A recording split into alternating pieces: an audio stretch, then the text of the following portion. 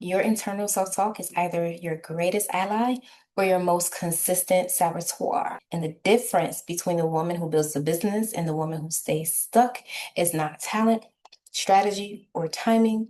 It is a conversation that she is having with herself. That conversation is either talking her through the hard moment, building her identity as a finisher, or talking her out of the hard moment and locks her into the loop of procrastination and lack of fulfillment. I want to ask you something, and I need you to be really honest with yourself. When was the last time you almost talked yourself out of something that was really meant for you? Maybe a launch you almost didn't do, an offer you almost didn't post, or even an event that you almost canceled, all because you weren't sure if anybody was going to show up. You was concerned about the outcome. I've been there. And I'll tell you exactly what happened when I almost canceled my first international retreat and what that one decision taught me about the most powerful business tool that I own, my mind. I was preparing for my first international retreat. It was sold out. Women had committed, deposits were in, balances were paid, the vision was alive. And I almost canceled it. Not because anything went wrong, but because my self talk started doing what self talk can do when you're in the starting stages and when you are standing at the edge of something big. It started like whispering. It was real light. What if not enough people come? What if I just reschedule? I could push it back. More people can come. I can just wait. More people will lock in. And I listened to it and I started constructing the story in my mind. And you want to know what was fascinating about that? As I was painting the picture with my words in my mind, I started seeing them in my mind. I started seeing an empty room. I started seeing me being upset. I started seeing what I was saying. So in my mind, I'm like, I'll just push it back a month. I'll get more people. I'll be more ready. But then my godmother said something that stopped everything. She would always say, well, if you don't go, you won't know. If you don't go, you won't know. If I don't go, I won't know. She would say it like that. That's her style. That's her swag. And that was it. 5 words replaying in my mind. If you don't go, you won't know. If you don't go, you won't know. If you don't go, you won't know. If you don't go, you won't know. If you don't go, you won't know. Like, if you don't go, you won't know. Yeah. If you don't go, you won't know. And in that moment, I had a choice. I could let the spirit of doubt be louder than the spirit of possibility, or I could let the spirit of possibility win. So I kept the retreat and it sold out and everything changed. See, here's what I know to be true about self talk. You're either doing one or two things. You're talking yourself through something, or you're talking yourself out of it. And that distinction, that single distinction, is the difference between the woman who builds the life and the woman who stays in the loop. The woman who feels like a victor and the woman who feels like a victim. See, when you talk yourself through something, you're building evidence that you're a finisher. You're building trust within yourself. And that's where true confidence actually comes from. You're building an identity that says, I do the hard things and I come out on the other side. And see, every time you do it, the next thing, the next hard thing gets a little less scary. Now, when you talk yourself out of something, you build a different kind of evidence. Evidence that you cannot be trusted by yourself. Evidence that doubt is more powerful than possibility. Evidence that the loop is safer than the leap. And over time, that evidence becomes your identity.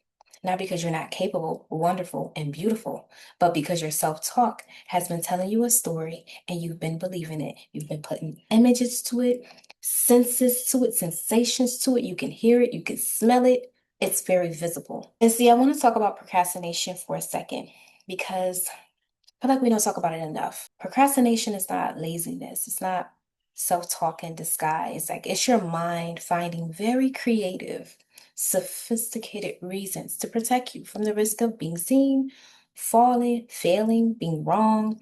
It sounds like, okay, I'll do it when I have more time. Yeah, I'll launch it when it's perfect. Like, I'll start when I feel like I need to feel ready. But here's the truth: readiness is not a feeling, it's a decision. It is something that you arrive to when you have decided. It is crossing your T's and dotting your I's and saying, okay, I'm reloaded. Let's go. And see, the loop of procrastination will keep you spinning for as long as you let your self talk convince you that the conditions are not just right yet. See, the conditions will never be perfect. My ring light it has been tripping. Yeah.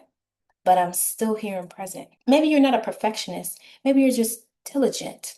I'm an Aquarius. I'm not a perfectionist, but I'm very diligent. And sometimes that same diligence can move into a state of paralyzation. If you don't go, you won't know. If you don't go, you won't know. I want to introduce you to a version of yourself that you haven't fully met yet, the finisher. The finisher is not the woman who never feels doubt. She feels it. She just doesn't allow it to make her decisions. The finisher is a woman who talks herself through it. Talk me through it and take me through there. It's like you're talking yourself through it while you're taking yourself through there, those hard moments. But the unshakable trust that's built, it feels active, it feels alive. This you knows the other side of like scary is evidence that you're actually capable. So every retreat you keep, every event you keep, every offer that you post, every video that you film when you really didn't feel like it, every call that you showed up for, even when doubt was very loud, that's all evidence that it's building an identity within you as a woman who finishes what she starts. And that identity, that's your most valuable business asset. So how do you actually do this? How do you catch yourself in the middle of talking yourself out of it and pivoting into talking yourself through it? 3 things.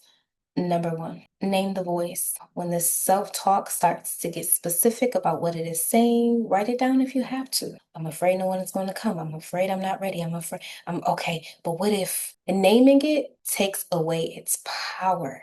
You cannot fight something you cannot see. Number 2, ask yourself the question. Ask yourself, if I don't go, how will I know? If I don't post, how will I know? If I don't launch, how will I know? If I don't show up, how will I know?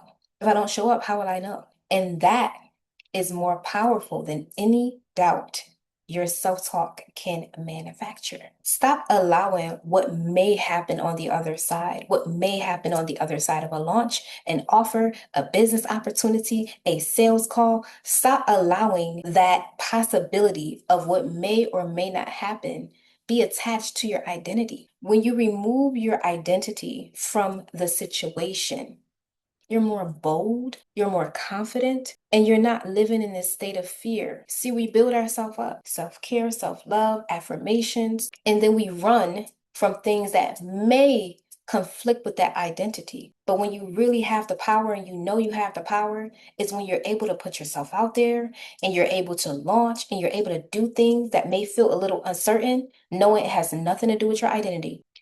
That's when you know you're really tapped in. And then number 3, letting the spirit of possibility be louder than the spirit of doubt.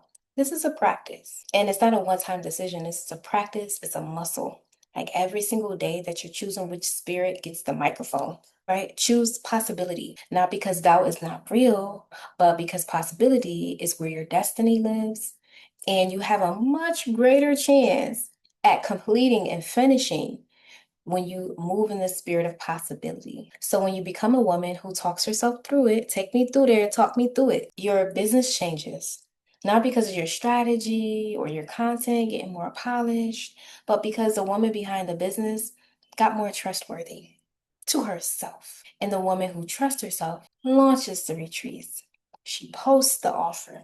She films the video. She books the flight. She makes the investment. She shows up even when doubt is loud, and she builds a life that is the direct result of every moment she chose to go, because she knows that she would never know unless she did. If this video resonated with you, I want you to think about that one thing that you could have been talking yourself out of, that offer, that video, that retreat, that decision, that investment. And I want you to ask yourself, if I don't go, will I know? I have one-on-ones available. You can click the link below. And I want to hear from you in the comments. I talk back. Let me know what was the biggest takeaway and where did you feel the resonance? Ask yourself, if I don't go, how would I know? Let's figure out together what you have been talking yourself out of and what becomes possibility when you finally decide to go. Bye for now.